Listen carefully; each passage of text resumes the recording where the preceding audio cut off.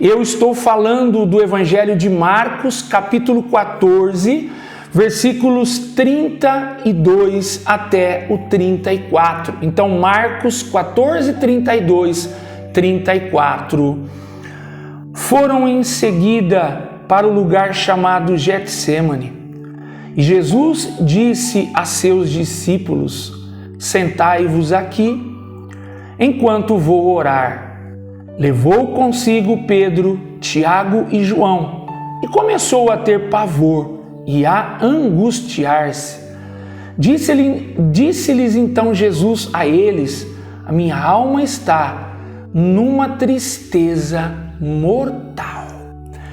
Eu vou repetir para você o versículo 14. É uma fala profundamente indireta de Jesus aos seus discípulos, sobretudo aos três mais íntimos, porque nessa atual situação estavam com ele, Pedro, João e Tiago, até porque depois Jesus fala para eles, ficai comigo e vigiai. Mas antes Jesus expõe para eles como estava a sua área emocional. Claro que nós sabemos que essa passagem, ela antecede a entrega de Jesus na cruz. Ela está prefigurando, isto é, na quinta-feira à noite da paixão, como que vamos viver na nossa liturgia daqui alguns 2 dias, Hoje é terça-feira, mas eu não sei o dia que você vai estar usufruindo da riqueza desse vídeo. Jesus então parou e começou a sentir-se pavor. Ele mesmo disse: a minha alma está numa tristeza mortal.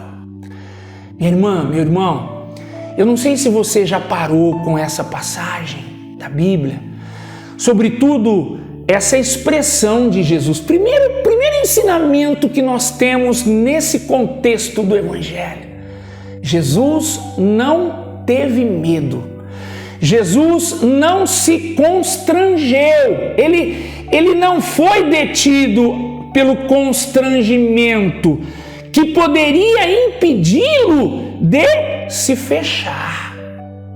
Pelo contrário, chamou os 3 amigos mais íntimos dele, dentre o grupo dos 12. Segundo ensinamento, ele teve confiança nos 3. Ele viu nos 3 pessoas em que ele podia expressar a miséria que havia na alma dele. Meu irmão, minha irmã, primeiro de tudo, não tenha medo de expressar a tua miséria. Olha o exemplo de Jesus. A minha alma está numa tristeza mortal.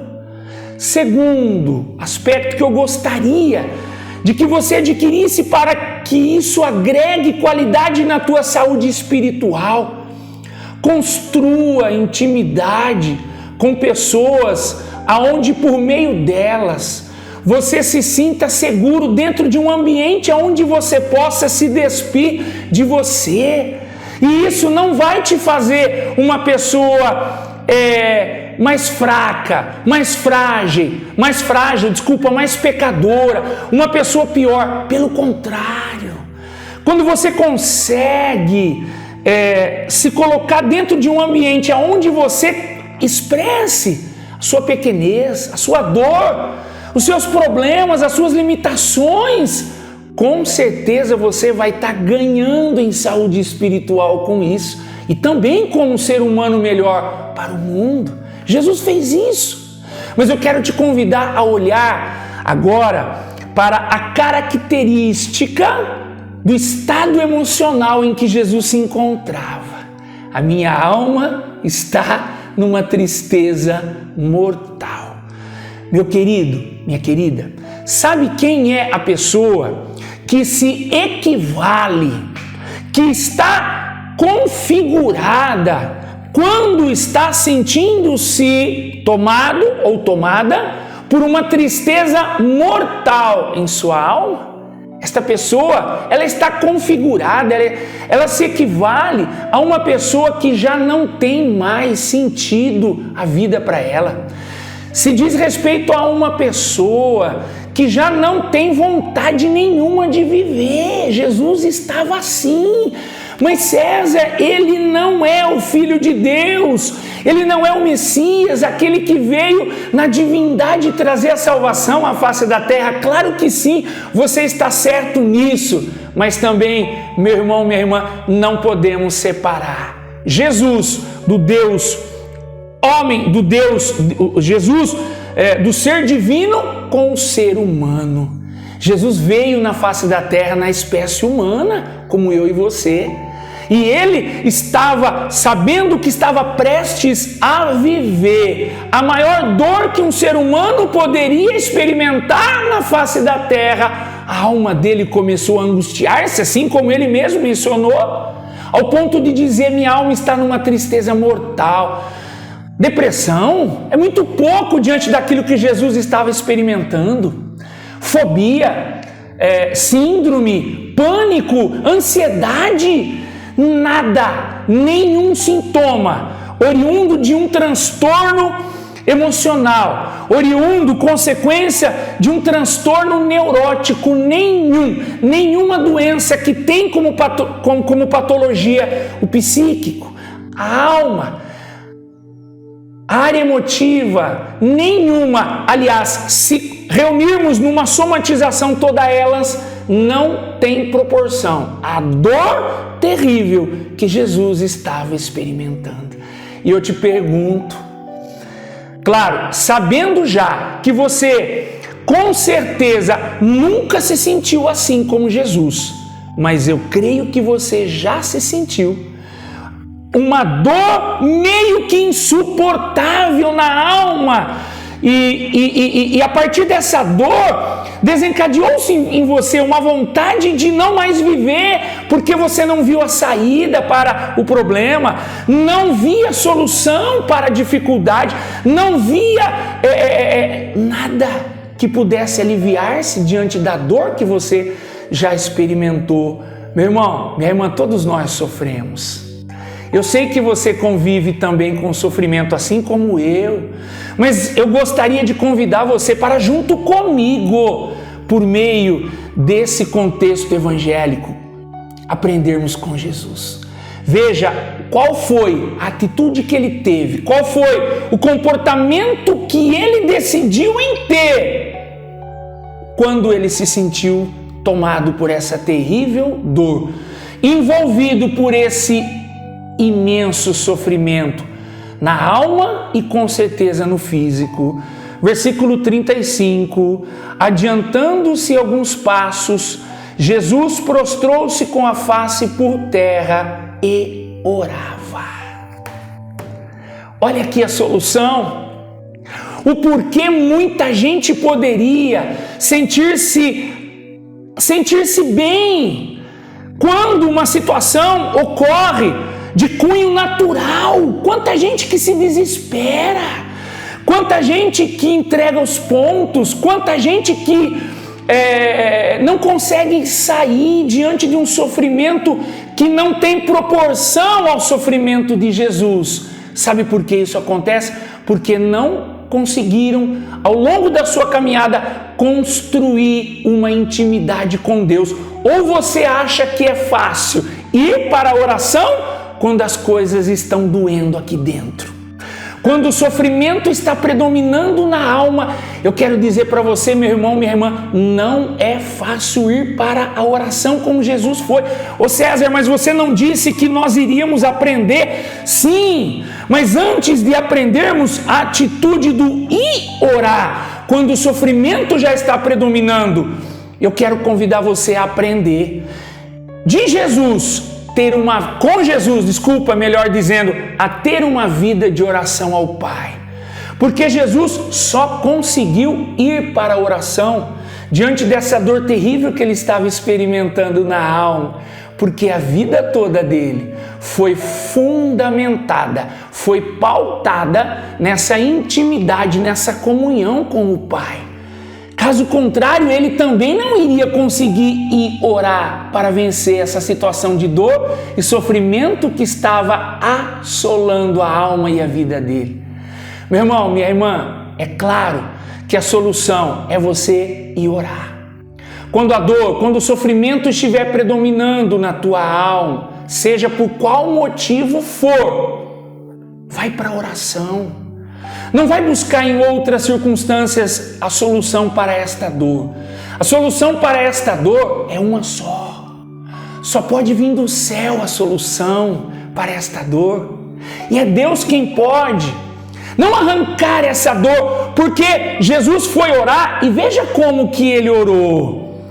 Adiantando-se alguns passos, prostrou-se com a face por terra e orava que, se fosse possível, passasse dele aquela hora. Abá, Pai, suplicava ele, tudo te é possível. Afasta de mim este cálice. Contudo, não se faça o que eu quero, senão o que tu queres. Sabe por que Jesus orou assim? Porque ele sabia dos desígnios do Pai para ele. Ele sabia que o Pai não podia extrair esse sofrimento, porque ele deveria passar por essa atitude aqui, por essa realidade aqui, para trazer salvação à face da terra, para dar vida a você e a mim. E a partir disso, ele construiu uma nova aliança entre o ser humano e o céu, entre o homem e Deus, para que nós pudéssemos nos aproximar do Pai. Então o que ele pediu? Pai, ele até expressou na condição de ser humano: Pai, afasta de mim esse cálice, como quem estava dizendo a Deus: eu não quero passar por esse momento, se já está doendo agora, imagine quando eu for pego, quando eu for preso pelos homens, quando eu for zombado por eles, quando colocarem uma coroa de espinhos na minha cabeça, quando me chicotearem, quando me despirem das minhas vestes, vai doer, mas vai doer ainda mais quando eu me sentir pregado na cruz, somente porque eu causei o bem ao ser humano. Meu irmão, minha irmã, você não vai passar uma dor dessa, mas não tem como você conviver na face da terra, inserido na espécie humana, sem sofrer, sem conviver com situações que gerem dor e sofrimento, seja na alma, seja no psíquico, seja no coração, seja no físico, seja intelectual, seja o que for. Olha o exemplo de Jesus. E eu quero dizer mais uma coisa para você. Vai ter situações que Deus não vai tirá-la da tua vida, porque há situações que acontecem na nossa vida que elas não nasceram para se evaporarem, elas não nasceram para ser mudadas, mas elas nasceram para nos mudar, para nos fazer pessoas mais próximas e assim dependentes de Deus. E o meio é um só. Eu quero trazer para você aqui aquilo que a igreja, por meio dos santos e santas, inúmeros deles, expressaram em diversos momentos.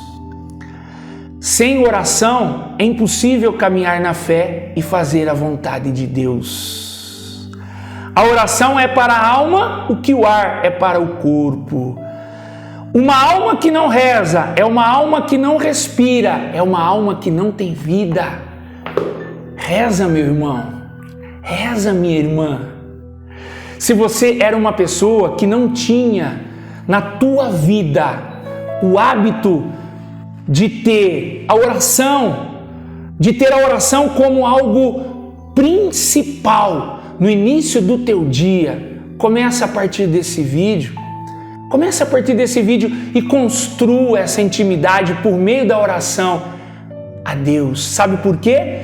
Porque quando você estiver não numa situação assim, porque eu acredito que ninguém vai chegar a uma realidade dessa, mas também eu quero te afirmar, ninguém na face da terra vai passar aqui isento da dor e do sofrimento. E quando eles vierem, se você tiver a cada dia da tua vida construído uma intimidade com o Pai, essa intimidade vai te impulsionar também a colocar a face por terra e orar. Pai, afasta de mim essa situação.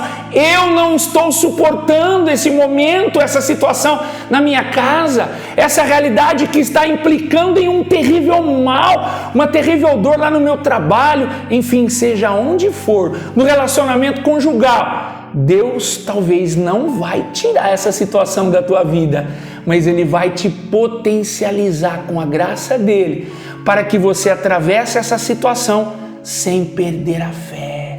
Porque é como nós ouvimos aqui, e o material que eu extraí, esses dizeres dos santos, chama Sofrendo na Fé, aonde eles vêm dizer que a oração é o ar que traz vida para a alma. Aquele que não reza é como que um corpo que não respira. Um corpo, uma pessoa que não respira vai morrer asfixiada, não é verdade? Um cristão que não ora, que não reza, que não tem comunhão com Deus diariamente, infelizmente vai padecer. Mas eu sei que essa pessoa não é você. Eu sei que este homem não é você, essa mulher não é você, porque eu creio que se você não era uma pessoa de oração, a partir desse exemplo de Jesus, nesta Semana Santa, você vai passar a se tornar uma pessoa de oração, para que nenhuma dor, nenhum tipo de sofrimento tire de você o desejo de testemunhar o quanto Deus te ama. Louvado seja o nosso Senhor Jesus Cristo, nosso Senhor e Salvador.